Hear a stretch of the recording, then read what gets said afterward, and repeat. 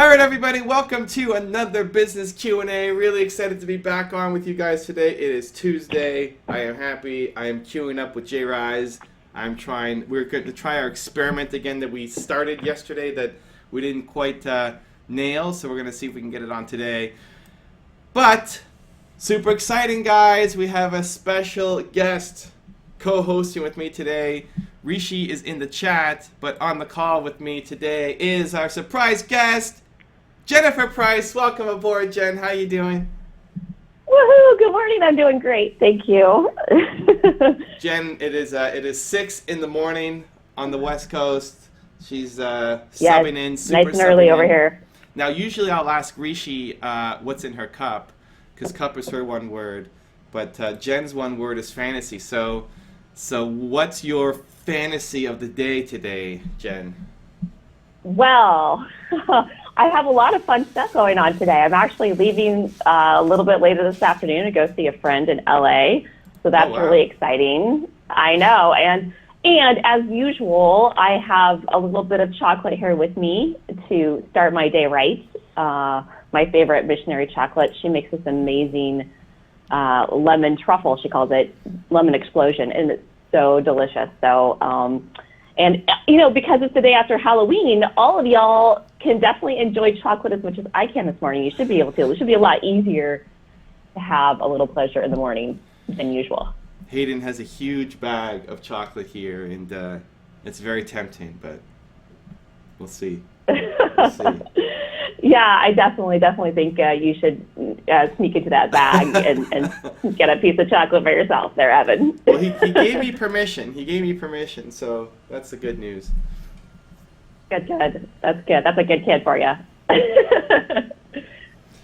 So Rishi will then get us into a quote or a thought to lead us off. What do you have for us this morning? So I got a quote ready. I actually got a quote ready for y'all because I watch once in a while with Rishi. So thank you, Rishi, for all your awesome advice on helping to co-host this morning. So my quote is from Charles Dickens, and it is this: "There is nothing better than a friend, unless it is a friend with chocolate." Wow, I like it. Isn't that great? Charles Dickens. Obviously, that's cool. He's an amazing author, but he enjoyed chocolate like I do. Yeah, and for those of you guys watching, Jen eats chocolate every morning.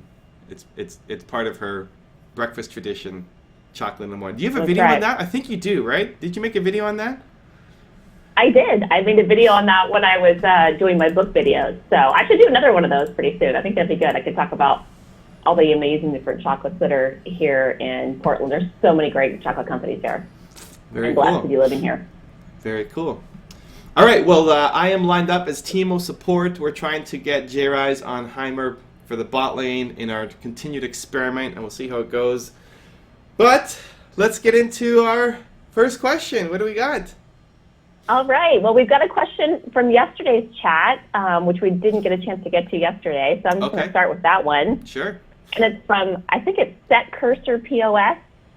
I don't know if he or she is here today, but I'll just go right into it. So his question was, do you have any tips or experience in competing against bigger companies?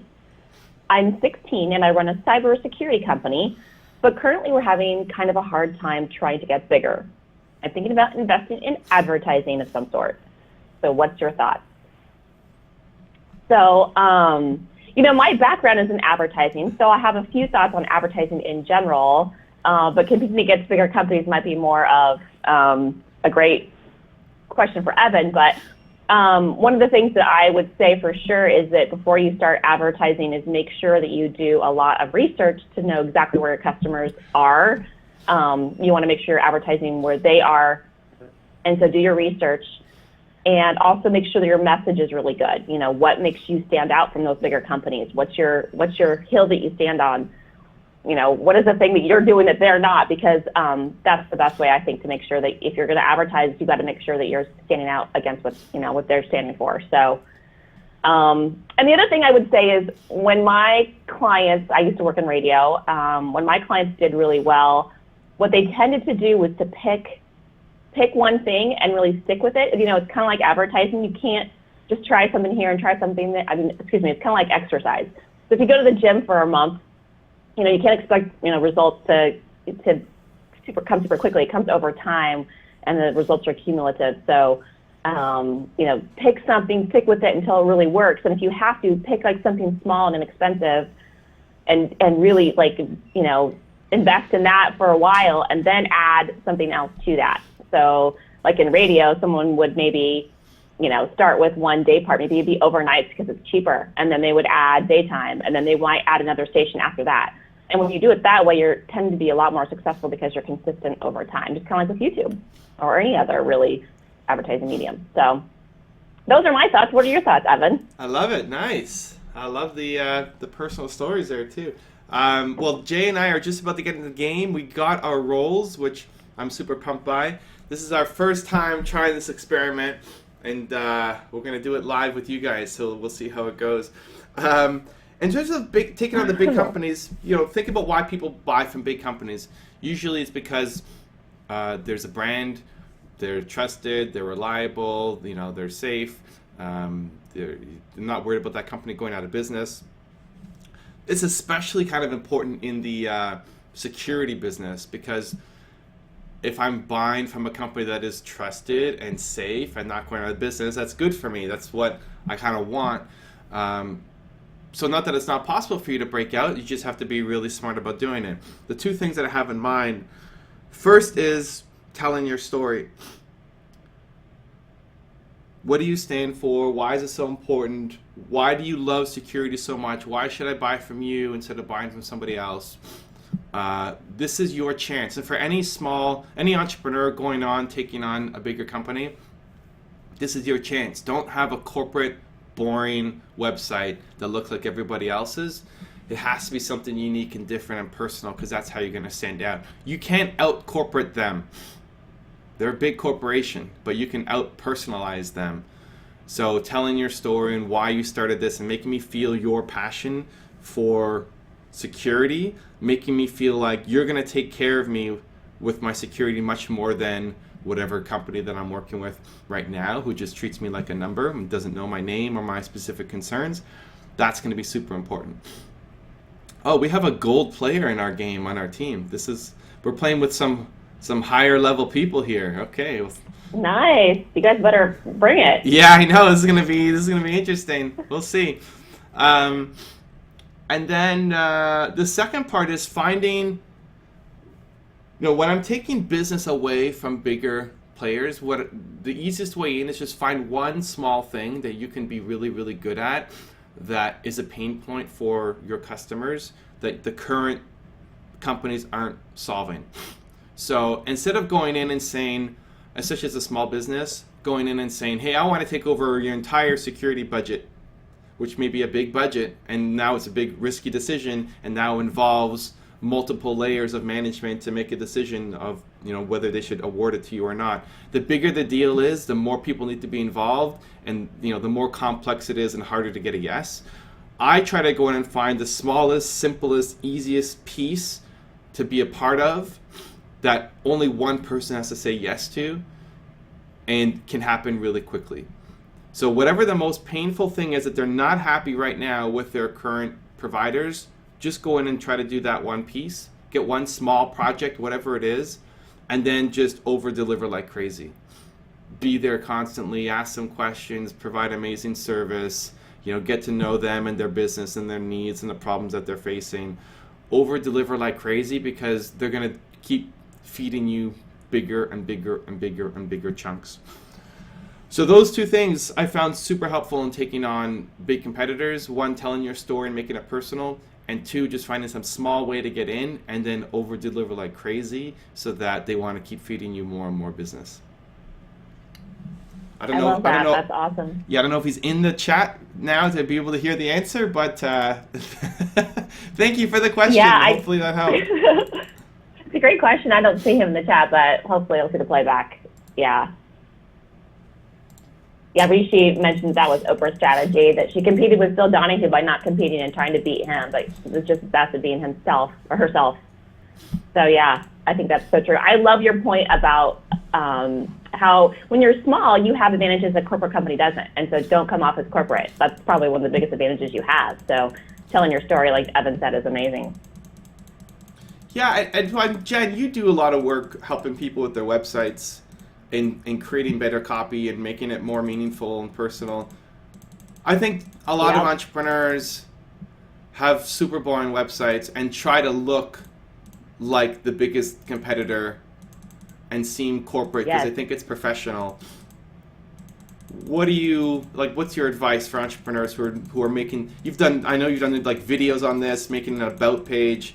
What's your advice for entrepreneurs who are making their about page or designing their homepage from a messaging copyright point of view? Yeah, I think the biggest mistake some people make is, like you said, try to be like your competitors instead of really reflecting what you're about.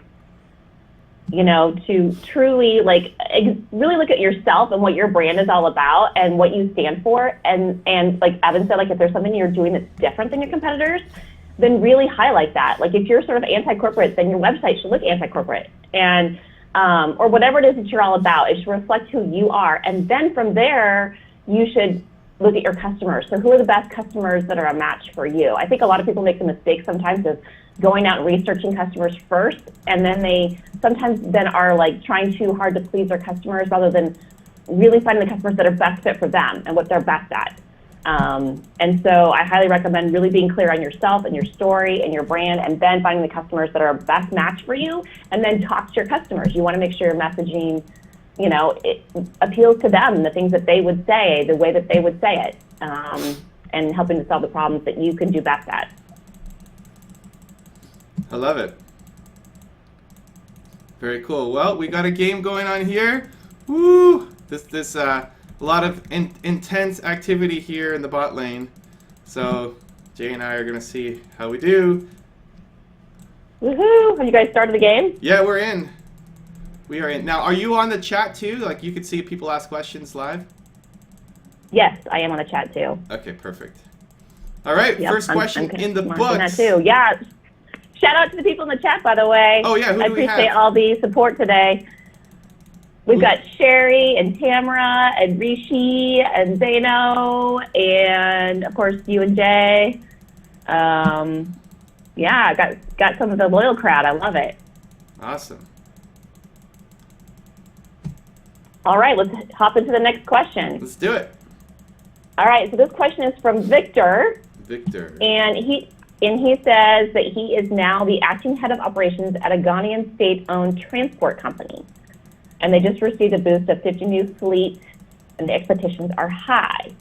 And he has a really high vision for himself, too. He wants to effectively and efficiently market these products. He's used technology to improve the marketing of our services. And he says that they run a non-scheduled services when the bus is full, it departs. So what he's asking is how can we capture the market from them? What's the most profitable route? From he's talking about from leaders in his industry. So it sounds like, similar questions to before. Maybe he's not quite the leader, but maybe they just got a big job and he wants to do a great job of capturing the market. So I don't know a lot about fleet companies personally, but I would say that I know his question is kind of around capturing the market, and I would be careful because their market might not be your market, right? Because you might have, and so I could take a real good, strong look at who your market is and who do you really want to capture as a part of your customer base. And then similar to before, like what makes you different than your competition? I think, if you really want to capture the market, think about the kinds of things that people hate about your industry, and is there a way you can offer the opposite? Can you, you said something about they run non-scheduled services. Does that mean that maybe if you did something that was scheduled, that it might be an advantage? I don't know. Again, I don't know much about the fleet business, but that's kind of the thoughts that I have. Yeah, a lot of parallels to the last question. It's funny how we often come across themes as we get these chats going. Right. Honestly, it's the same advice. I'd be looking at what is your story and why are you so passionate about this. I try to make a personal connection with somebody at one of your potential client sites, potential customers for you, make that personal connection to them. Uh-oh, we're fighting. All right, we're okay. Why do you love fleet management so much? Like, make me feel a burning desire and passion for what you're doing. I'll give you an example. That when I was doing an SEO, I was doing a series called SEO for Africa, where I would help raise money for entrepreneurs who are getting started in Africa, who needed small loans to get started. And with the way I did it was I would do a seminar series on helping entrepreneurs with their SEO for their websites. It was something I was kind of into at the time, really figuring out. And so there was one guy who kept coming out named Ed, who loved backup and loved website hosting. It's like the dude was just obsessed with it. I've never met somebody more obsessed with data backup than this guy. But we all have our things that we're super pumped and excited by, and this was his, and it's awesome. And so when I was looking at my website and what to do, he was the first guy that I wanted to give a shot. I found it important because I knew this guy, I heard his story, I understand his passion for it, and so he had the first shot to be able to do this thing for me. And you could probably think about you can think about your own, all of us can think about our own experiences. And when have you bought from a small company instead of a big company? What has happened when you've bought from a local coffee shop or a local chocolate shop that Jen might be going to, right? Instead of going to the big store. And why would you pay more to go to? Because often the smaller companies are more expensive. So what would make you want to pay more for something? It's the story, it's the connection, it's the passion for that entrepreneur. All of those things matter. And so from your own personal experience, use that from your own personal experience. Whoa, we're under attack. We are under attack. Get him. Oh, we got a kill. J-Rise gets a double kill. Holy cow. Woo. Nice. Double kill. They came at us, and Jay destroyed them. Uh-oh, I might die. No, I'm not going to die. Okay. Yes. So a lot of times with all that stuff, it's thinking think about your own experience, even in a different industry. So this is fleet management. Okay, great. You probably never purchased, fleet management stuff because you're providing that service. But think about it from the perspective of other companies that you've bought from. Do you like going to Starbucks, or do you like buying from the local roaster? Do you buy from the supermarket, or do you like going to the local butcher? There are some people that you buy from smaller companies with. So why? Understanding that will really help you make those lessons applicable to your own business. Love it. Great advice. Okay, so the next question from Batul. I think I'm saying that right. I'm not sure. And he says, I'm here to say that I've done research in marketing, and he has that in quotations. And then he says it's kind of like innovation in marketing. I've been working on it for... What's in quotes? Yeah. The research or the marketing is in quotes? Marketing. Marketing, okay. So it looks like it's maybe a smaller niche of marketing of some kind that has to do with innovation. Okay. And he says he's been working on it for 2 years, but he's confused to where to publish it. And then he said, I've seen your videos and realized that you might help me for the issue. So, I mean, this to me brings up a bunch of questions, because I immediately think to myself, well, I'm not sure exactly what he wants to publish. Is it a thesis? Is it a book? What did he do with this research? Did he make it into an article? because obviously that makes a big difference as to where he would want to publish it. You know, if it's a book, obviously he could self-publish it. Or if it's a thesis, it might be able to be submitted to, you know, different marketing journals. You know, if it's some kind of an article or blog, obviously there's a ton of great marketing blogs out there. I mean, there's so many. Being in the marketing world myself, you know, the first things that come to mind are like Marketing Props or HubSpot. There's so many, so it really depends. And then of course, depending on you know what his niche is, the innovation in marketing. Like, I'm curious. You know, is that innovation in data, in social media? Like, you know, what's it about? Because obviously that would make a big difference, I think, to where you would want to publish it. And the only other thing I would say maybe too is that you could probably start small somewhere. Because a lot of times people who are publishing things, you know, it's a good place, you know, if you're not well known yet, start somewhere where it's easier to get published, and then you can always submit to other bigger publications once you get published. It's easier sometimes. I don't know. Those are my thoughts. You think that's Evan?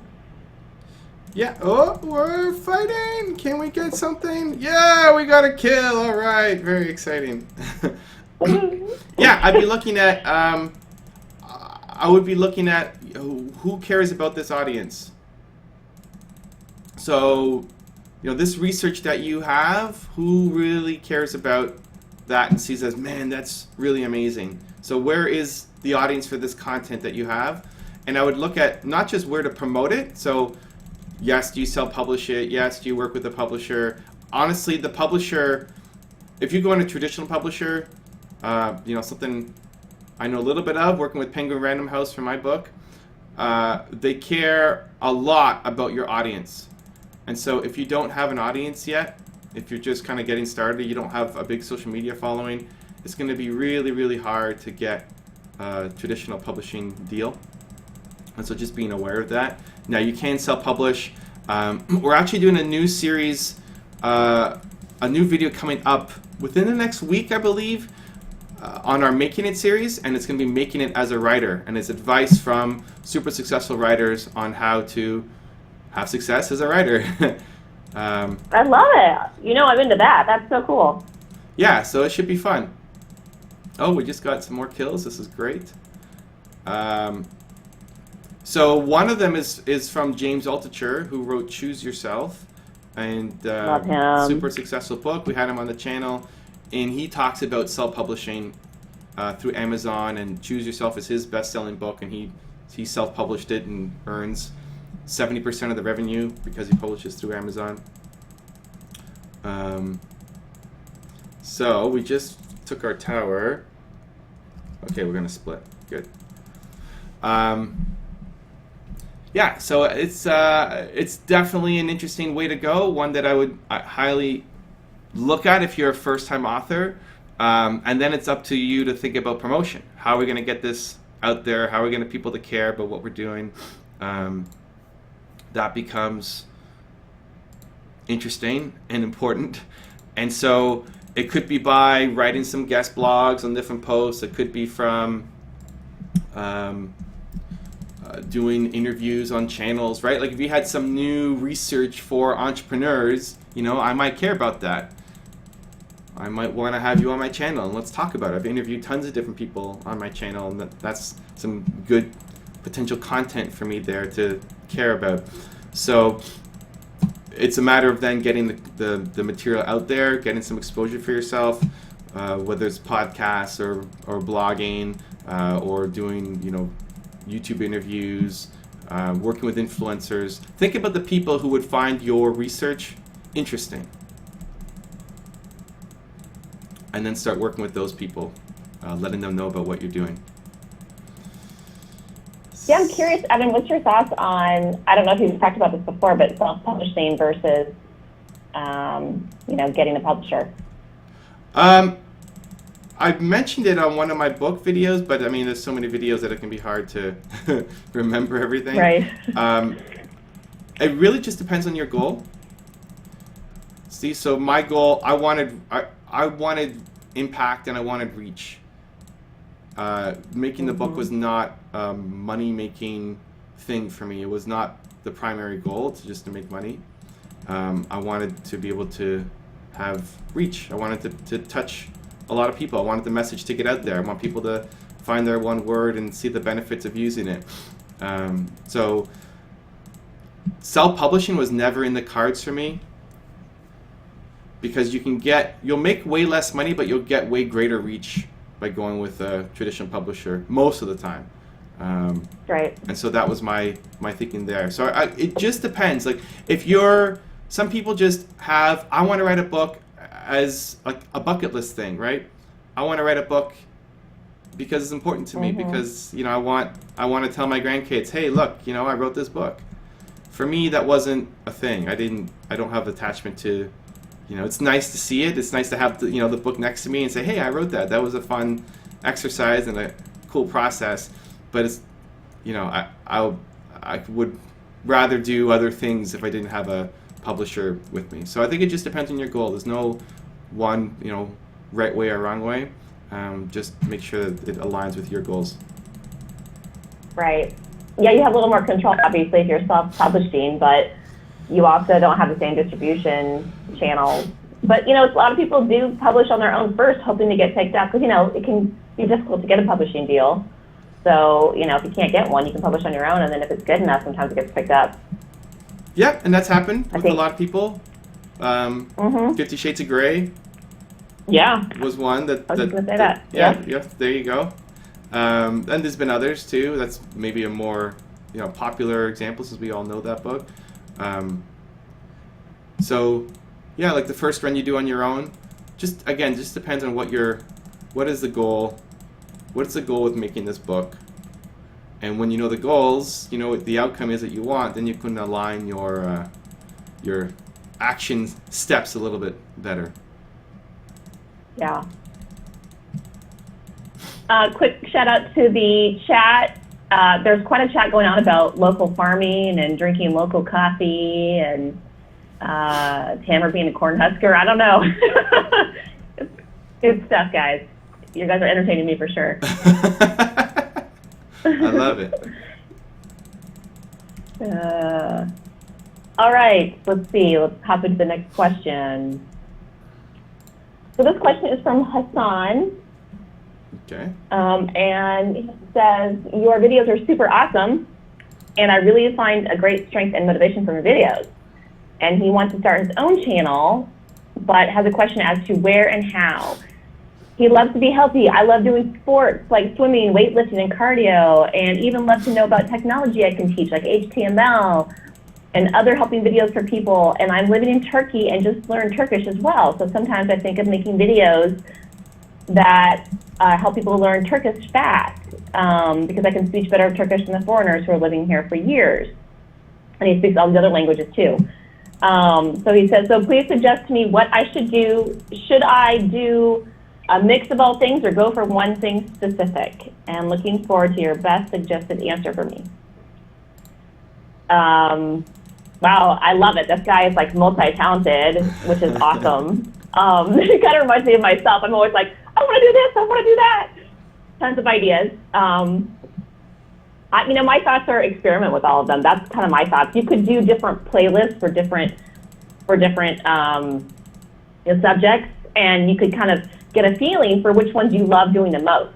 If you're not sure, I think obviously you want to go for the one that resonates with you the most. But if they all sound like fun, experiment and see which ones end up getting a little bit more traction, and which ones you enjoy making the more. The Turkish one sounds really interesting, because I think that's something that probably would get a lot of traction for people who don't know how to speak the language. But again, I just think doing what you love the most is probably going to end up being the best one. So that's my thoughts. Very cool. What were the other things? So there was Turkish. Yeah, speaking Turkish, he is also good at technology, so HTML, CSS. And he also loves to be healthy, so health and fitness, like weightlifting, swimming, and cardio. Got it. Yeah, so we've talked about this a couple times on the channel. I'm a big fan of combining the genius of the and. Do both. That's how you're going to stand out. It's how you're going to get more like have a unique flavor, so you're not just, oh, they surrendered. Hey, we won. Oh, woohoo! That was a fast game. Wow. Jen is maybe a good luck charm here. Look at this. Wow, I love it. I love being a good luck charm. So after 20 minutes, you can surrender a game. You can't quit the game until after 20 minutes. And you guys are killing them, basically. They surrendered at 20 minutes and 44 seconds. So that was pretty good.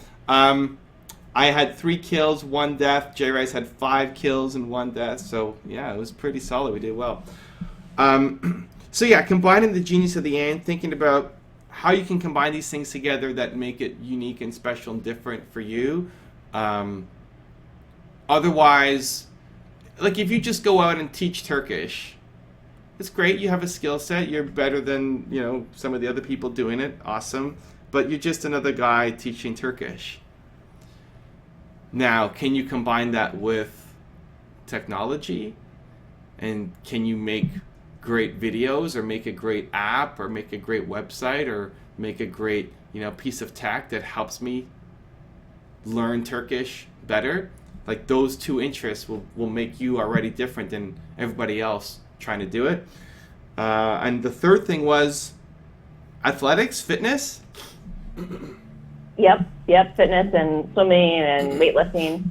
Yeah, I wonder if there's even a market to have a premium service where you work with all the athletes that come over to Turkey for competitions, for training, and you. Ooh, cool idea! I love that. Yeah, you're their translator, or you're their, like, you teach them how to, like, you could be known as that guy. Here's an example. I told this a while ago. I haven't told this story recently, but a buddy of mine is a financial advisor, and he, you know, how many financial advisors are there out there? It's like everybody's a financial advisor. It's nuts. It's an insanely competitive field, and you can't differentiate the product. Like, you guys are all selling the same stuff. You're all selling mutual funds and stocks and bonds, and like the product itself is the same. Sorry, so that makes it even harder to stand out when there's nothing different in the product that you're doing. His other passion was hockey, and he could watch the same replay on SportsCenter, ESPN, you know, 10 times and still be like, man, what a crazy goal, that was nuts. And his wife looks at him like he's crazy, like, haven't you seen this already? And these 2 things seem like really opposite things. Like, how can I ever combine my love of watching hockey with financial advising? And when it finally clicked, the thing that he did was he became the financial advisor for NHL hockey players. And they want to deal with him because he can speak to them on their terms. Like, most of the financial advisors going to them just see, you know, high net worth person, hockey player, okay, a good meal ticket for me, and they're just giving the financial advice. Where he can go in and give the financial advice, but also talk to them about hockey and appreciate and validate and recognize them for their skill and that amazing goal that they scored. So he's one of them. And so that gives him a tremendous leg up over everybody else going in who only is there to be a financial advisor. And so it's parallel here where you can do the same thing. If you love swimming, or if you love bodybuilding, or you love skateboarding, or you know, whatever it is, when those athletes are coming, you could connect to them in a way that other translators or teachers couldn't, because all they are doing is teaching Turkish, where you understand that person and connect with them on a much deeper level. And so that could be a really specific play where, like, you want to build a higher end coaching program helping a smaller market. If you have a small market, you charge more. If you have a broader market, you don't have to charge as much. You go for mass. If you go the technology route, you can go a bigger scale and build a website or build an app or build some new piece of tech that hasn't been seen before.